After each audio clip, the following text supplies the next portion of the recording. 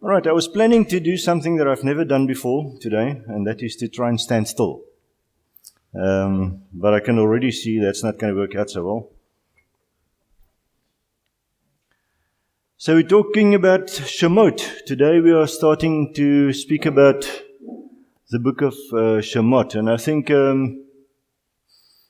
if we have the desire in our hearts to see the world and the things that are happening around us, and I already mentioned a couple of things just briefly this morning, is the world is descending into a place of increasing chaos.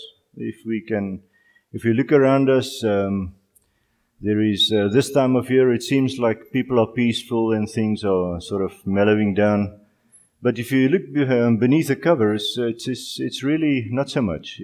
There are things brewing in the background that we might be familiar with or not, But I think if we want to see the world from the Father's perspective, it's going to cause us to change our perspective. Our paradigm will need to be changed. And in our lives, we look at our being together, and there are connections made between different people and between us, and that is very good. But I think there are some things out on the fringes. Understanding of our Father's Word and the application to our hearts, and I think that is perhaps the biggest risk, is that we come to an uncertain understanding of our Father's Word mentally. But to get the words that brings life, to settle down in our hearts and so that we might live them out, that is where the problems come in. And so I trust that in our being together in this next while, we can ask and trust the Father together so that our hearts might be changed. And the thing is, if we look at the community that lived in Shemot, in the Exodus, remember the Exodus? It is, think under what pressure they were. If you think of the pressures that they had, and the Father brought all of those conditions, everything that happened there, to work for His benefit and purposes. And I think if we can just know that and embrace that and say, Father, do your will, and we will follow you regardless. I think that should be our hearts. But then we know that Amalek is just with us. Remember?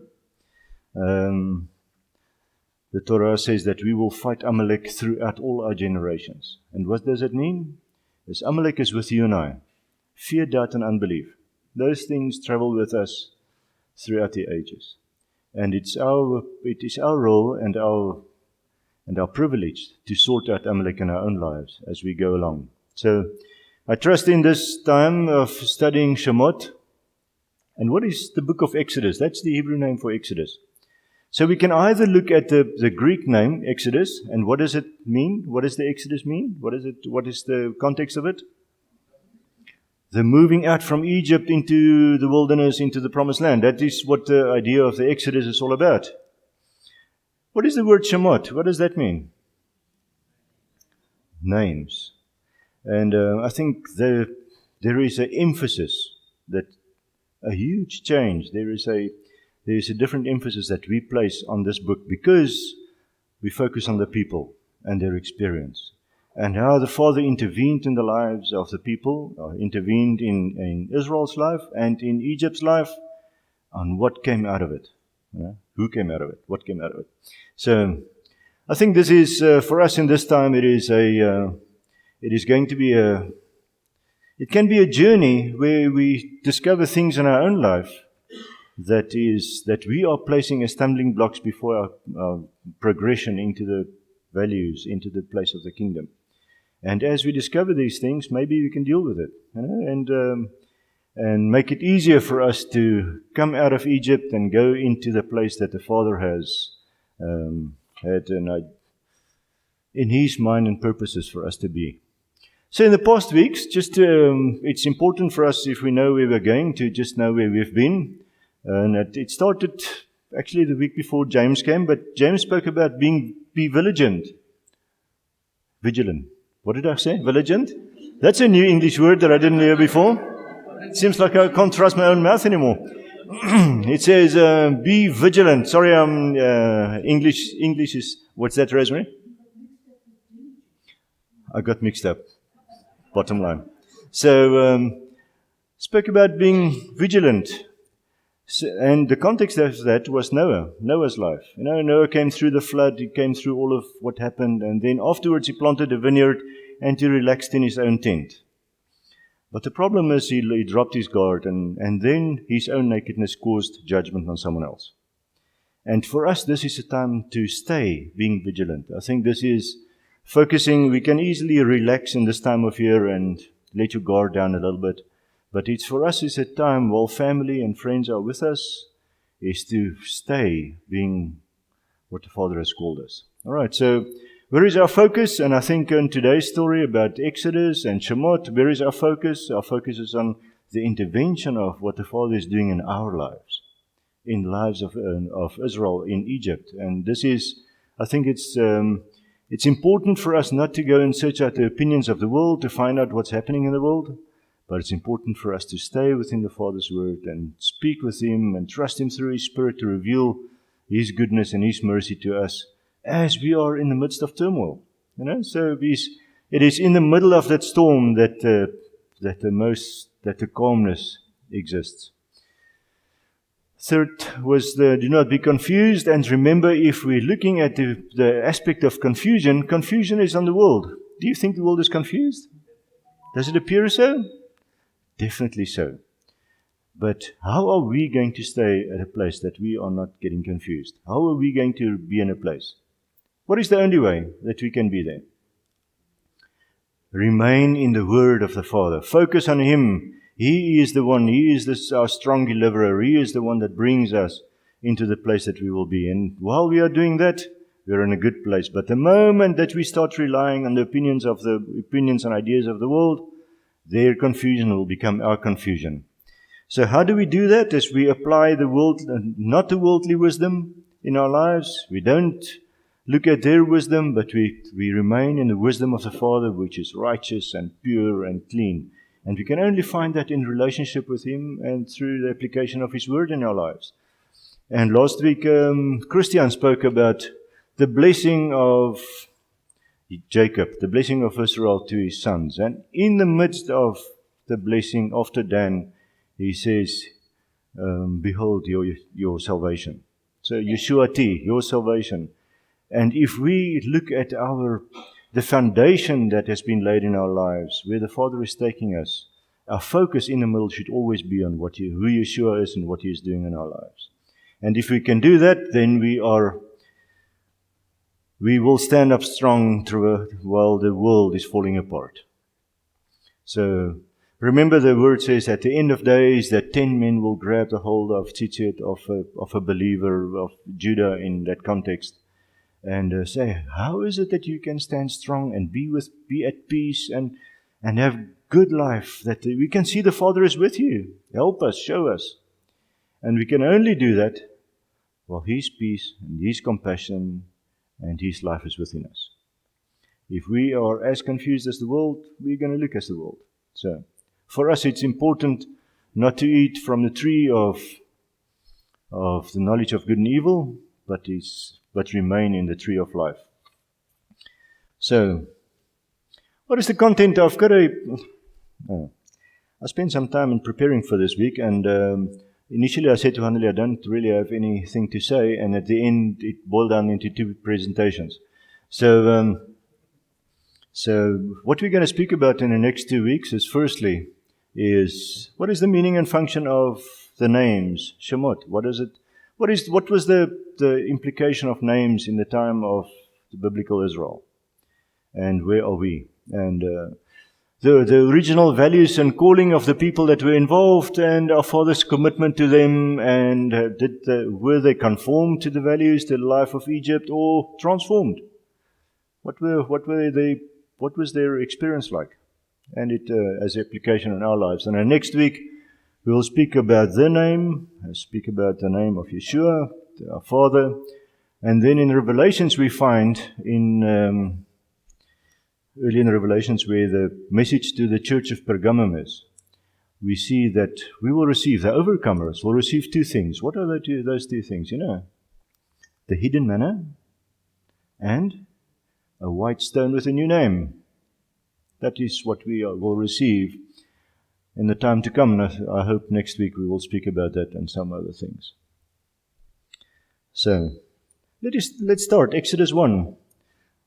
So, this morning when we read the text, it was interesting to me that, first time it struck me, is why in the world will a mother put her baby boy in a basket in a river where all the other baby boys died?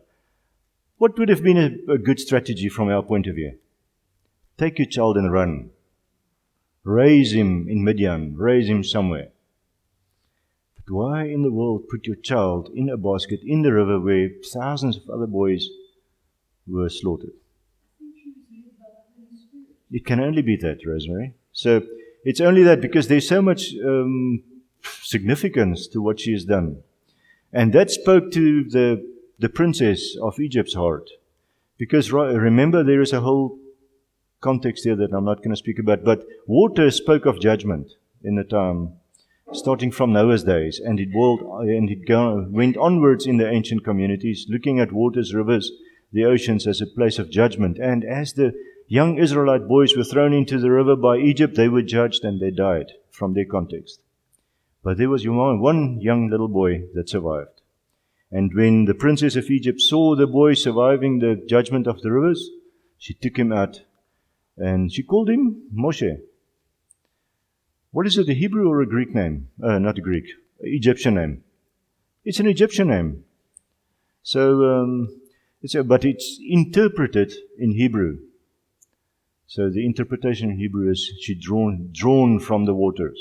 Okay, so, but I think from the Egyptian context, I made a couple of notes. It says there were some other people in the Egyptian world that were called the son of Tatmos, and Kamos, the son of Ka. So it was actually a term of, like Ben, it would have been used in Hebrew. From the Egyptian perspective, it would have had a connotation of someone's son. And so when Moses found himself and he went out of the land, I think they kept to the short version of Moses. But in the Hebrew, it means drawn from the waters, which is interesting. Either she knew Hebrew, this princess, or it was interpreted later by Moses, most probably. So think about the redeemers in Israel. How many redeemers do you think? How many redeemers, people that redeemed Israel from difficulties, is there known in Israel's days? How many do you know of? What do you think? Who is the first one that we see as someone that brought life into a man, a person? How many? First person, you think? Maybe Noah. Yes, Noah was found righteous in his generations, and he brought life unto humanity. Okay, so Abraham went out to a land that the father called him to be. But the first one that I really thought about was Joseph. Joseph in the sons of Israel. The first one that came out of Israel, I think, is Joseph.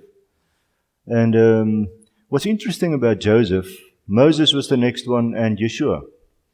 The three that I could sort of think about. What is a common denominator between the three of them? Not family line. Do you know all three of them is really known by a tongue other than Hebrew? Joseph, what was his Egyptian name? Safnat al-Paneah. Moses was named by an Egyptian princess, and Yeshua is known as Jesus in the world. Okay, so it's interesting that all three of the people that had a huge impact in their lives, Joseph had an impact not only in the life of Israel, but in the life of Egypt and in the countries around. Moses was used to save Israel from Egypt, but as well as all the other people that followed him. And Yeshua, we know, is the Redeemer, the Son of the living Elohim, that saves all of humanity, saves the cosmos. So it's interesting that they are not only saviors for Israel per se, but it is wider than that. It brings people into a place of redemption without, not only in Israel, but in the wider community. So, this whole story of the Exodus, with whom did it really start? Who were the people that were mentioned that it started with? Can you think of? It started with the patriarchs. But the people that came into the land, the people that came into the land of Egypt, they were named. How many of them? 70 of them. It's interesting that Joseph is one of them, that came into the land a little bit before the rest of the squad, but he came into the land as well. And 70 people were named. And it's when you think about the time periods when people were named, this was one of them. After the flood, the generations of Noah were mentioned. When is the next occurrence of people that are named, counted, to be reckoned with? In Numbers. You remember Numbers? It is when the census in the beginning of Numbers, when a great event happened in their lives, when they were spending time at Horeb, and now they were ready to enter into the wilderness, the rest of the wilderness, unto the promised land. So it appears that there are key events where people are named. And those names have significance for us.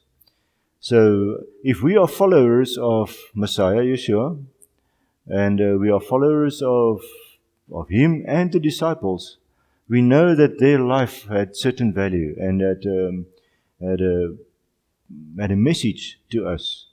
And how far are we from living our lives in the example that they've put to us than what they were living? How does our lives conform? Is that still the same in terms of values? Or did we change our story a little bit? I think if we must be honest, we are battling to be restored to the same perspective and into the values that they had many years before. So I think if we look at these guys, if you look at those that entered Egypt, what was their family setup like when they came from Canaan into Egypt? Was it a happy, great, extended family? Everybody dwelt in shalom together? That wasn't really their story, I mean, it's the whole exile into Egypt started with them basically killing or meaning to kill their brother and selling him to the Ishmaelites and giving him to the Ishmaelites. The Ishmaelites sold it to the Midianites. We're not sure who sold who where, but it started going down into Egypt as a product of brokenness, and we don't really see a value system that is taken down into their children, as we saw Abraham transmitted his relationship that he had with the Father into his son Isaac and to Jacob. There's a breaking in the chain. So it is. I think it's to be expected that they will not in their lifetime in Egypt be restored and be transformed into the image, the one that they followed, Abraham, but they will descend into conformation to Egypt. This is just a natural occurrence. That's the way things work. And so that's perhaps one of the big reasons that they experienced the first 3 of the 10 plagues together with Egypt, so that they can get a knowledge of where our Father is, so that they can come back to the place where our Father wanted them to be. So there was a young man that were called out of Egypt, and he went into the wilderness and he spent some years there. And one day he was shepherding his father-in-law's sheep on the mountain, and as he was doing so, he turned and he looked and he saw a bush. What do you think would have happened if he just walked by the bush, saw the bush burning, and thought, that's quite interesting, but I've got some sheep, let's go. The whole history, everything that we know, would have been different. So it is of great importance for us when the Father brings something to our attention, something that He is busy doing, for us to stop and think and do. Because if we don't, if Moses didn't turn and look at the bush that was burning, and what is the word for turn? What is the word, the general Hebrew word for turn? It's shuv. It's shuv. It is going from a normal way, seeing something of significance, and turn your life around and go in that direction. And this is why we need to, in our lives, make teshuvah if we find ourselves to be in a place that we shouldn't be, and turn back and go to the Father. So there was a bush that was burning, and our Father said, take off your sandals, because you are on set apart ground. And as the Father and Moses started to interact and to converse about what was to follow, we have an amazing discussion. The first 9 verses is where the Father states what needs to happen. What is going to happen? Moses, I'm telling you, what's going to happen from here on forward is I can hear the slavery and the outcry of my people in Israel, and I'm going to cause you to go back to them and save them and bring them out of the land. And Moses declines. I don't think it's a good idea. Find someone else. And then the Father says, I am going to equip you. Look at the 3. I'm going to give you signs, so that if they wonder what are you from me or not, I'm going to give you signs, and then you'll go back and it'll be a confirmation. You'll convince them that I am with you. And Moses says, I'm not too sure about this deal. And then he says, I cannot speak. I'm not eloquent. And then he says, I'm going to raise up Aaron. And when we read this portion this morning, something that I've never seen is, where did Aaron meet Moses when he was back on his way back to Egypt? Where did he meet him? Can you remember? Our Father called Aaron from out of Egypt to the mountain of Sinai, and they met there. I've never seen this before. And so it doesn't only speak about the values of Moses and his obedience and his willingness to hear and do. It speaks about Aaron as well. It speaks about him ready to act on behalf of someone else. And I think that's why the 2 of them function together so wonderfully in what the Father is busy doing, that they could be instrumental in taking them out of the land. If we look at their experience between Moses and Aaron, and in the whole story of Israel in the wilderness, we tend to think that the Torah, we think about the Torah in Leviticus, full of commandments and full of ways to live and not to live. But the Bible really isn't a systematic theology.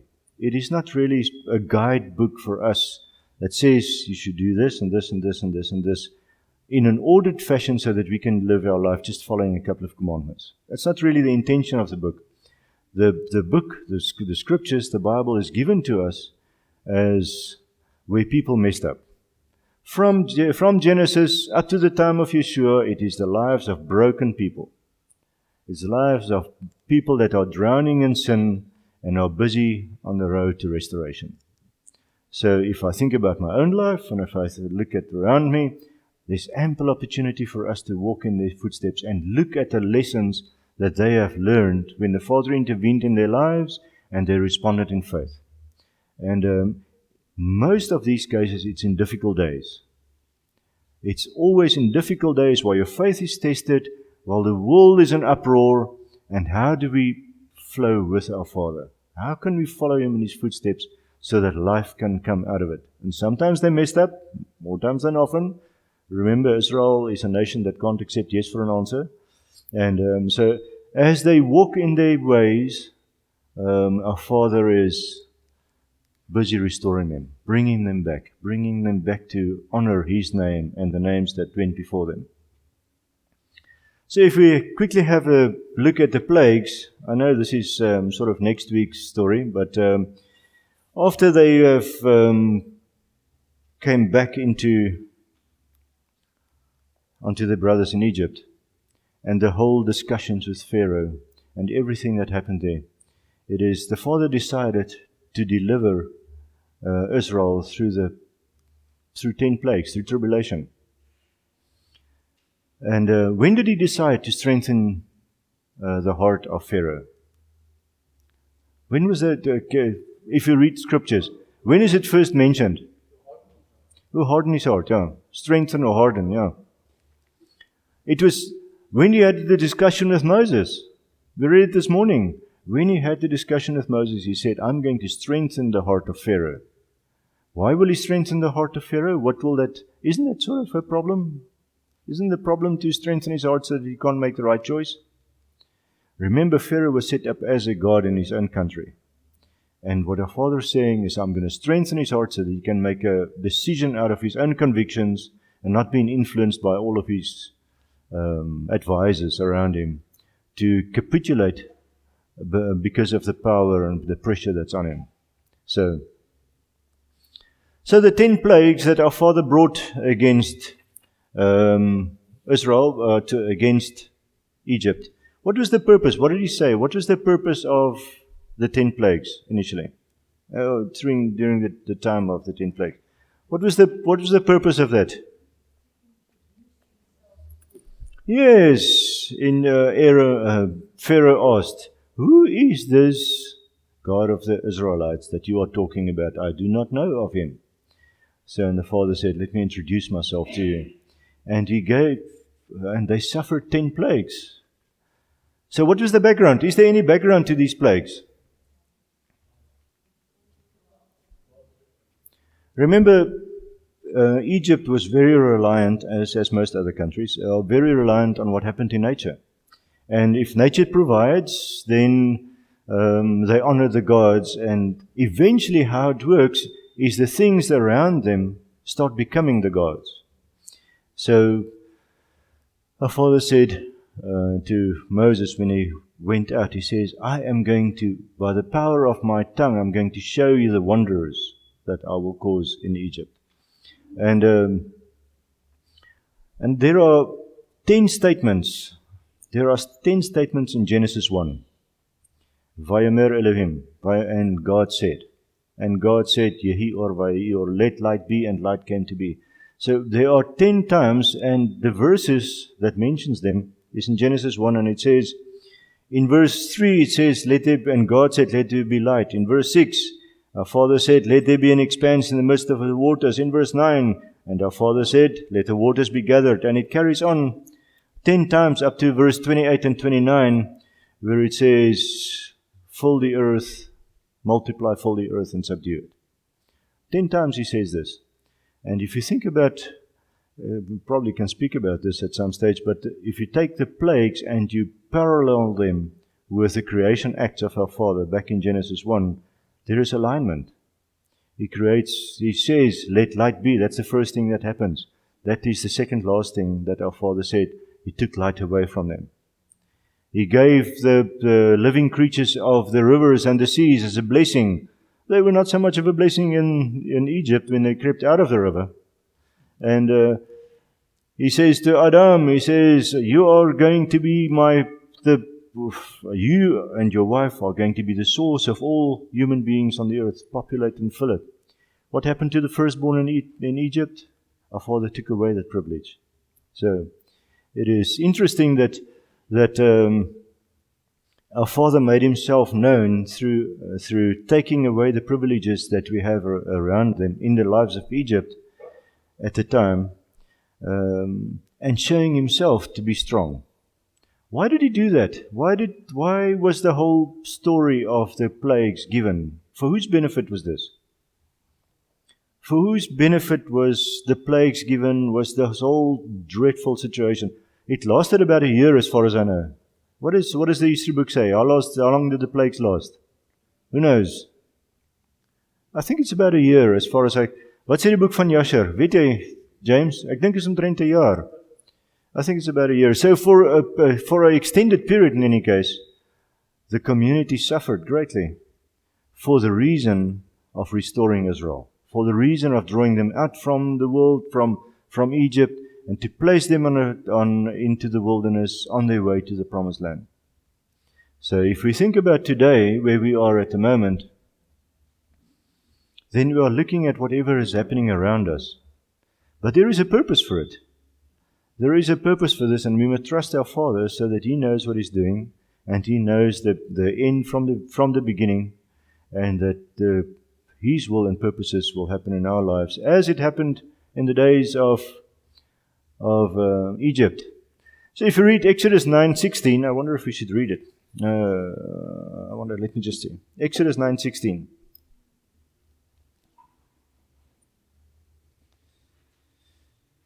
Exodus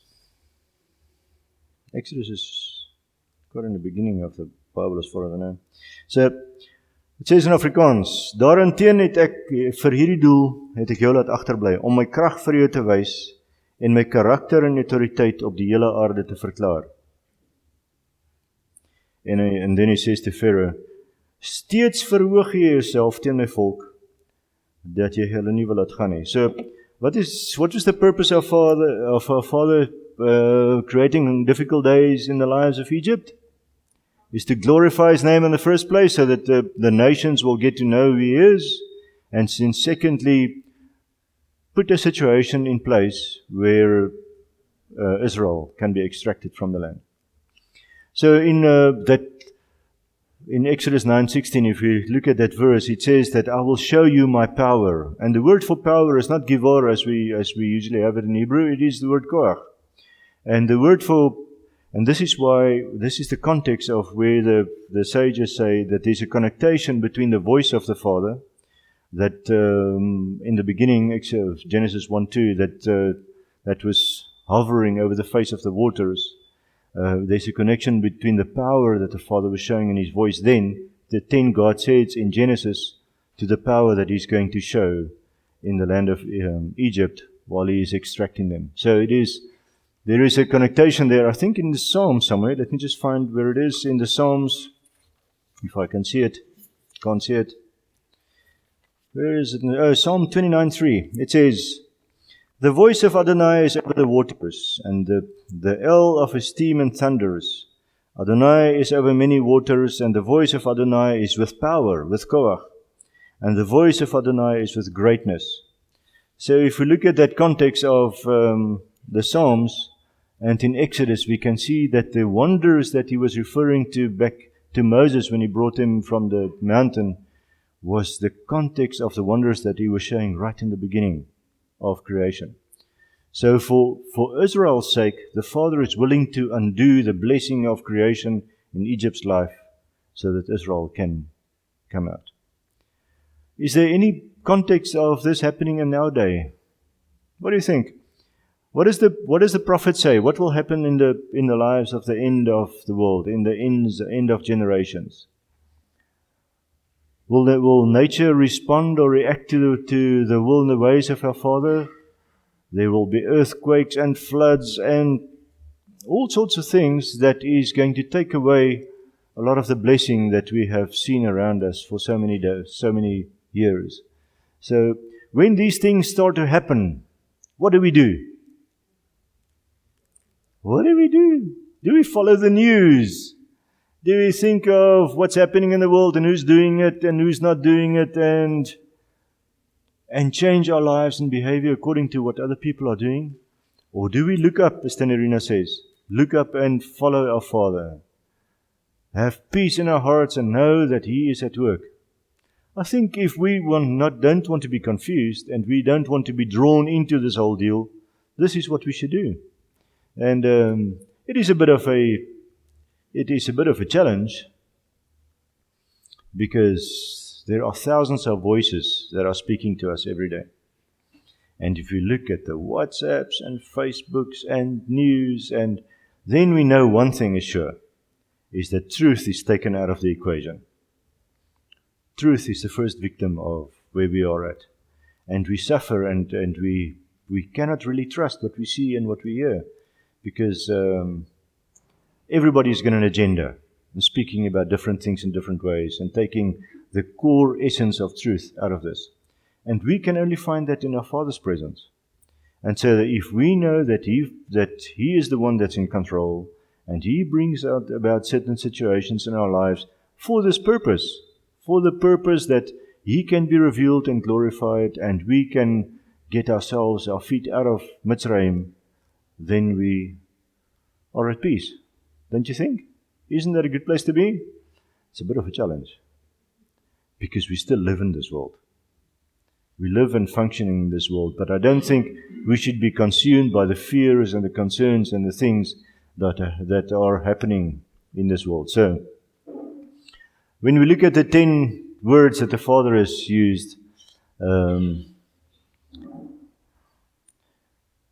I wonder if there's a connection to where we are at the moment, right in the very beginning. Remember, Revelation is going to happen. The judgment, the bells and the vials and the trumpets in Revelation is going to happen. 27 of them in total is going to happen because of a judgment that the Father brings on the world, because we did not obey, we did not live in the values that He gave to us back in Deuteronomy. So because we didn't hear and we didn't do, the world will be judged. So for those that live in His presence, that's sort of comforting to know. But we must understand that our Father, for the benefit of His children, is willing to undo the blessing of creation. And difficult days are ahead of us. We know that, and we can see that. There's nothing I don't think that is something that is hidden. We know that for a fact. But the problem is how do we function together as a fellowship? How do we function together as a community and continue to shine the light of the kingdom through our lives so that people around us will see the peace and the joy that is in our midst? How do we get to do that? And that is where the challenge is. And we should encourage one another when we see hardship, when we see problems. We should encourage one another. We should draw alongside of one another so that we can bring about His compassion and His love in our lives. So it's not only the undoing of creation that is in focus in Exodus. Remember, the whole foundation for Israel is being laid in the book of Genesis. First we start with the creation of the world, and then as we learn to know the patriarchs Abraham and Isaac and Jacob and all the prominent people in Scriptures, this is a foundation that it is laid for us to, in the beginning of Exodus, to hear. And these are the names that came into Egypt. And that is the foundation on which we are building this whole story. This is the household. Now we know who the household is, and we can move forward into recreating and restoring the lives of the people of Israel. So, if we think about the commandment that our Father gave to Adam and Chava in Genesis 1:28, He says, "And Elohim said to them, to Adam and Eve, be fruitful and multiply and fill the earth." So how did Israel do in this regard? Were they obedient? Did they follow that instruction? Exodus 1:7 says, "And the children of Israel bore fruit and increased very much and multiplied and became very strong, and the land was filled to them." So that's a sterretjie. It's not a cross. It's just they made it, and it's good. And this is part of the blessing that our Father has brought about in their lives. But then we know, verse 28 closes with the subduing of the area that you are living. And was this the testimony of Israel in Egypt? Exodus 1:9-14 shows how Egypt subdued Israel. They were put under, they were made slaves, and then of no name. They were taken out. So it is, I think, in this aspect of their lives, the Father had to restore them. He had to bring them. Why were they in a place of slavery? What is the reason that they came to be slaves? What is the reason that they were subdued and their whole purpose and significance was taken away? What happened in the lives? Wat dink julle? Hierdie is 'n oop vraag en dit beteken nou moet antwoorde wees. What's it, Roddy? Okay, initially it started with famine. But remember, there was one of the household that was raised up to help them to cope in the time of famine. But this was 200 years ago. So why are they in Egypt and having a difficult time? Yaku?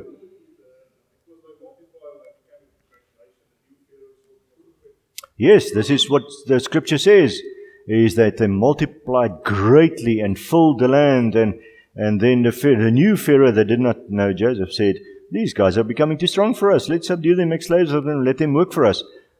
Which I can't really understand why he would then kill the boys if they are making bricks and straws. And, it's sort of counterproductive thinking. But it fills a bigger picture. But the thing is, yes, I think that is the core of the story, is that because they forgot the values that Abraham and Isaac and Jacob installed in their lives, and they started to live in the land and experience the goodness of Goshen, the luxury, the goodness, every good thing that is in Egypt, they didn't want to go back. And we see some other examples of that in Scripture as well. Remember when Israel was taken to Assyria, the northern 10 tribes, when they're taken to Assyria, how many people came back? Not very many. No real tribal moving back. There's no establishment of tribal presence back in the northern country. They disappeared. They are now scattered over the whole earth. What about in Babylon? What happened in Babylon? Yes, Annelie. Jy wil oor iets anders praat? Genigtig, alright? Oh, alright. Yeah, of course. There's the young men are those that are waging war. That's definitely so. So he's killing the strength. But it's sort of counterproductive as well, because in a couple of years down the line, he's going to suffer a little bit in his building projects. So,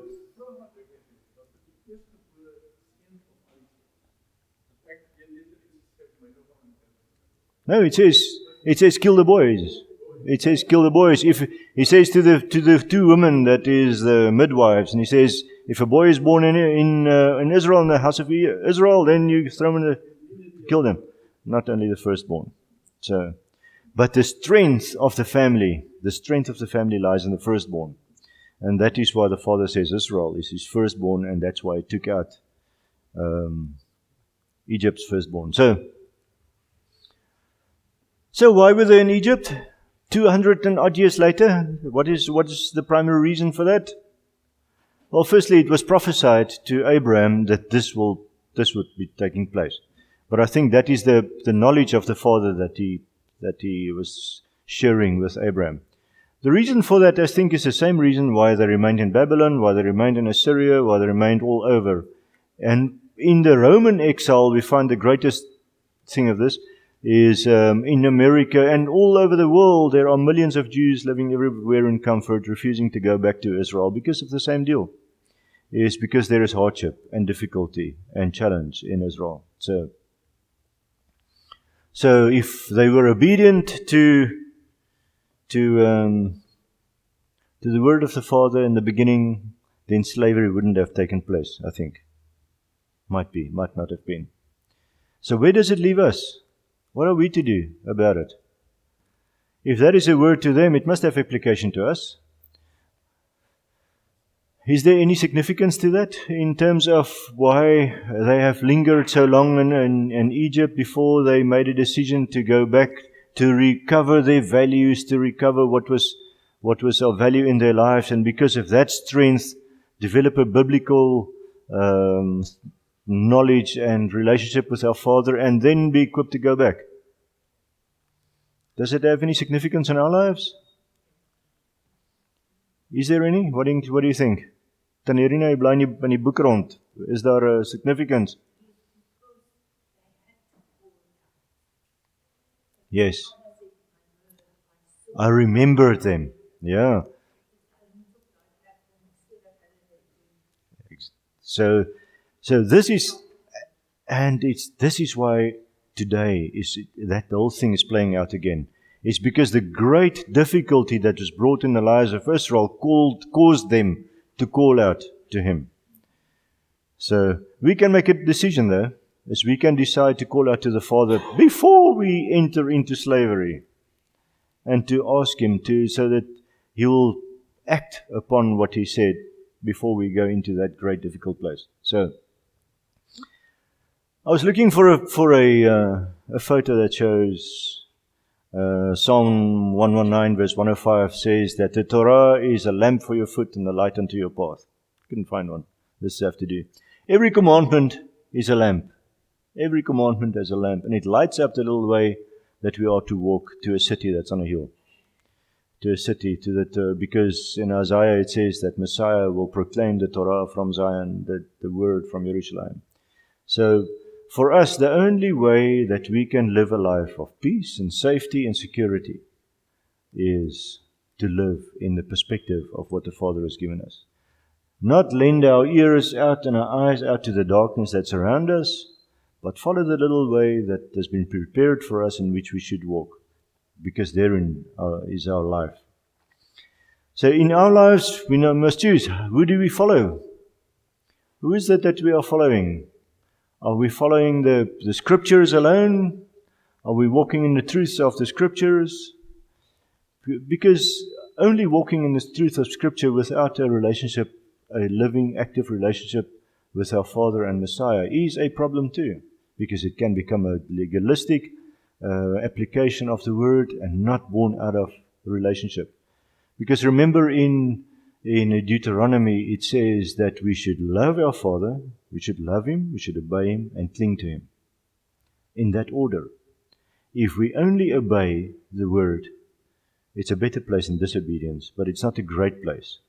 Because our obedience is not born out of chokmah, or out of yada, actually. The wisdom that is an application of our functioning together in a relationship, but also in the living out of the purposes.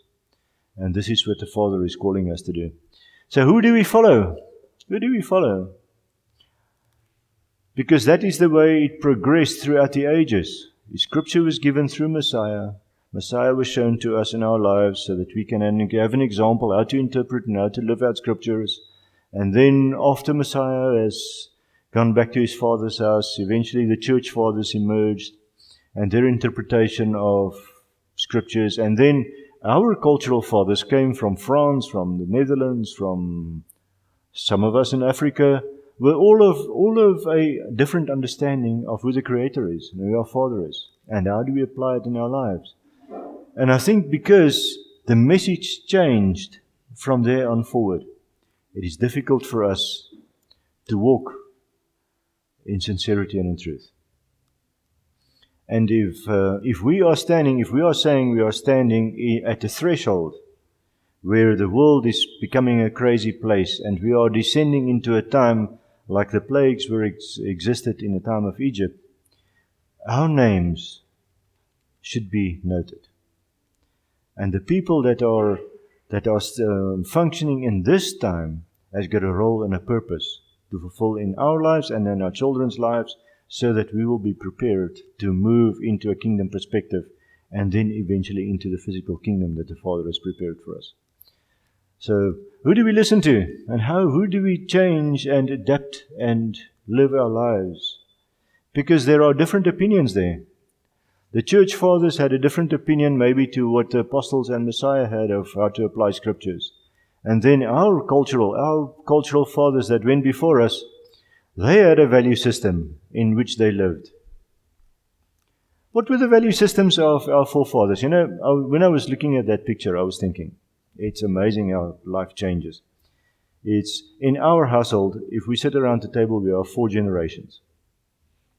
There's Oma Mali is there, and then the great granny, and then I, and Haneli and myself, the grandparents are there, Riani Nuzan is the parents, and then there's grandchildren, 4 generations. It seems like we're living in compressed times. If I look at my own family, when I was a grandchild, my grootopa, my great-grandfather was born in 1798. You know, can you believe this? Before the Groot Trek even. So he was born those days. My grandmother was born in the mid-1800s, my father late 1800s, my father in 1921. So if we would sit around the table, it's only 2 generations at most. But I think if we look at the values that they had, is what were their values in terms of community? If we look at our wider community at the moment, do we still have the same values that they had back then? I think we have changed radically and dramatically. They were totally dependent on one another. If someone suffers, it is to the community's value that that person will be restored, so that he can make his contribution to the rest of the community. So together we will find the life that the Father has prepared for us. The core value always revolved around the family. And if we as a family can function together, as individual families, but a greater family together, and we can make a decision to walk together without being divided so much in opinions to drive us apart, that's the only way forward. That's the only way we can do it. I also see that life was lived at a different pace than what we have today. But those things are an interference rather than anything else. But we should acknowledge that life is different today in terms of the way we live it. But our value system is not dependent on the pace that we are living. That is a byproduct of it. So we should get back to the value system that not even our fathers and mothers had, but to what the apostles and Messiah had. Because that is where we are being restored to. Because these people, I think it's Jeremiah that says, indeed our fathers inherited lies. And I think the Father, as he called the generation, the people out of Egypt at the time that Moses was already spending a couple of years in the wilderness, as he was preparing their lives and their hearts to be restored back into the promised land, so he is over the world, over the globe, he's calling out people to be restored back into the ways that Messiah and the disciples fellowshipped in. So I think one of the things that was definitely lost in our younger lives and in the wider community is the reverence to our Father. And if we can restore the reverence, the awe, that wonder that we had, that we have and are developing in our lives, if that can be restored in the wider community, then suddenly a great change in the society will happen, I'm sure. So, I think the people in Egypt, what was their lives like? Was it fruitful and dynamic and lives that were blossoming and bearing fruit at the time of the Exodus, before the Exodus? We can't see that. There were individuals that were following our Father. But there is a call in our lives now, as there was a call back in Egypt, to be transformed into the image of the Son, to the image of those that went before us, that lived godly lives. So, and how do we get to be transformed? How do we get to be transformed from the outset? What is the first thing that you should do, Rosemary? Yes, but why would you want to be transformed? Because, but why would we want to be transformed into the image of the Son? You must acknowledge where we are and in the brokenness that we stand. And if we can do that, and how do we do that? Just out of relationship with our Father and Messiah. That's the only possible way. But because if someone has got a problem with some substance abuse, the first step towards healing, towards restoration, is acknowledging our problem. And I think all of us has got a little bit of fear, there's a bit of doubt, there's a bit of unbelief somewhere in our lives. And we need to sort those things out so that we can move forward. And without fear and without doubt and unbelief in our lives. And I think that's the great challenge that we are battling with. It's not so much the words of fear and when we spoke about the things on the 16th December, it was clear to me that we are listening to the noise that the enemy is making around us, around the camp. And because we are listening, lending our ears and our eyes out to what the enemy around our camp is doing, that is why confusion and fear and all of these things are happening in our lives. So we should come back to the place where we deafen our ears to the noise that the enemy is creating and listen to the Father's voice only. And that is the wisdom that our Father is giving us. That's what He says that we should do. Because remember, the whole of Scriptures, or not the whole of Scriptures, but all the interventions of our Father in people's lives were in times of difficulty. So we are not exceptional as far as that's concerned. It's always the case. But it's firstly founded in a relationship. If we want to be transformed, it's founded in a relationship. And it does take effort. It doesn't come by itself. It's like a diet. It's every day. And you should live a life of responsibility. And as we go along, we will live a life dedicated to His will and purposes and glorifying His name. So this is a life of excellence. We are called to a life of excellence in His presence, and it can only be found if we are in relationship with Him and we live a life of a Talmid, of a disciple. And the disciple's life is being transformed into the image of the one that he follows. So if we think about the one that we follow, now these things we read as if it was always there and it should have been the case. But let's just think. It says in John, "Now when He was in Jerusalem at the Passover and the feast day, many believed in His name when they saw the miracles which He did." What did they believe in? What did they believe in? In His name, it says. But what does it mean? 3:18 says, "He that believes on Him is not condemned, but he that believes not is condemned already, because he has not believed in the name of the only begotten Son of God." So if you don't want to be condemned, what do? We believe in the name. What does it mean to believe in the name? "But these are written," 20:31 says, "that you might believe that Yeshua is the Messiah, the Son of the living Elohim, and that believing you might have life through His name." What does it mean to have life through His name? Is it by ending our prayers in the name of Yeshua? Is it by speaking to Him, using His correct and right name and the right correct pronunciation? Is that what it means? Because that's the interpretation of some. I think it is, this is what we are talking about next week actually, is if we have an understanding of what the name of our Father and the name of Messiah is about, then our lives would be transformed. And if we live to the glory and the power and the wonder of His name, then I think our lives cannot be the same. But because we have condensed this whole deal to one name that we can pronounce with our lips and forgot about the significance that's behind that, I think that's why we are sort of blasé about this. Remember, I'm just thinking now, Acts 4:12. What does Acts 4:12 say? Does anyone know? It must be something great.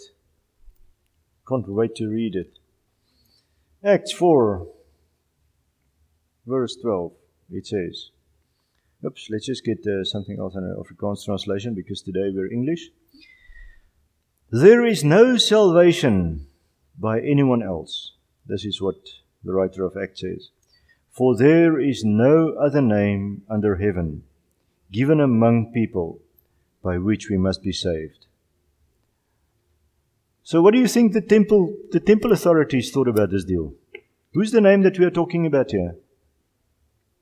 Who's the name? Yeshua. Of course, Yeshua. So do you think the temple authorities, the priests of today, sort of thought this is a very good idea? What name is there that they are following and there is no other name? Yod-Heh-Vav-Heh, of course. So this is, we read this and we know Acts 4:12 to be true, and it doesn't shock us. It is not something radical. It's not something that sounds almost heretical in our ears. But that was the case in the temple authorities' ears.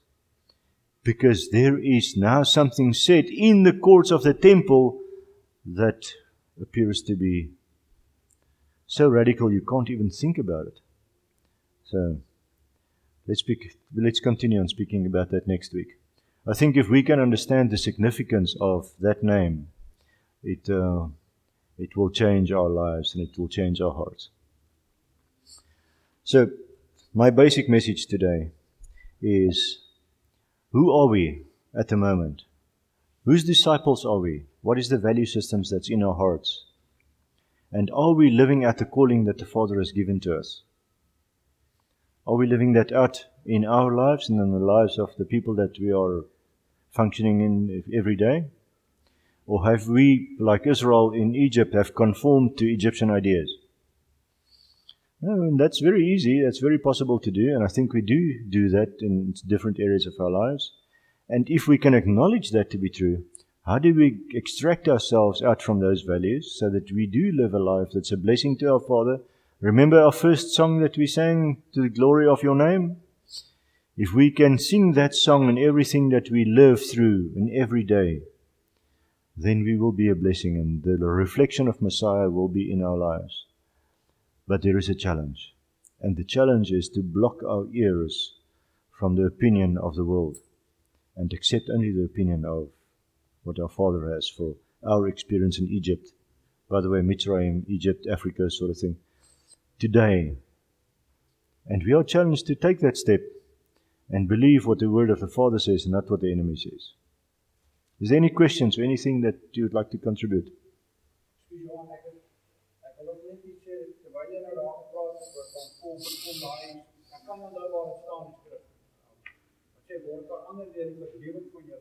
Gemoed, ja.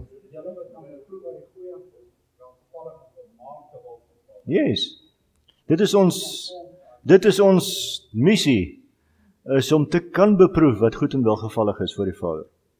En as ons gedagtes, ons lewens moet vernuwe, dan beteken dit dat in die geloofsgemeenskap is ons besig met dinge wat teenproduktief is om in die koninkrykswaardes uit te leef soos wat die Vader in ons lewens het.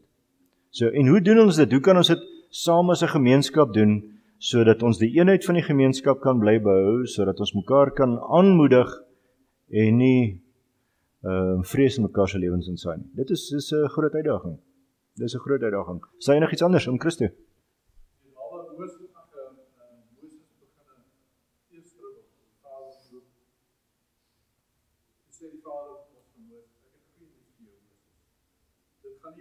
Ja. Yes, hierdie gaan oor my naam en my naam sal vereer word deur alles wat gebeur. So, en ek dink baie keer is ons te belangrik in ons eie oë. En dit is miskien 'n les wat ons hieruit moet leer, is om te sien wat is die groter doeleindes van die Vader in hierdie wêreld op die oomblik en vir hom te vra hoe kan ons 'n bydrae lewer om sy naam te verhoog eerder as om iets anders te doen. Louise, you wanted to say something at the back. Josh, can we just give a mic to Louise, please? You don't have a mic. That seems to be a little bit of a challenge.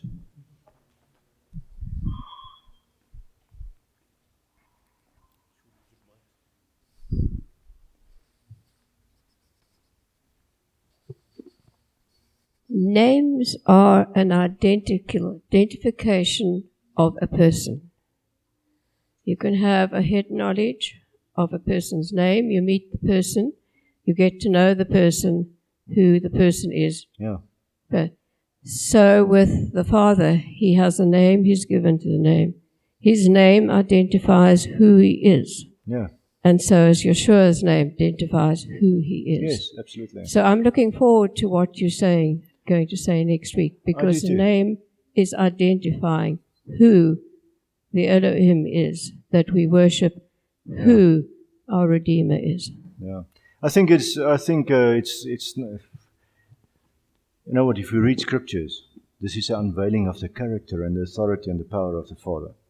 And this is really the one that we should follow, and that's how He makes His name known to us.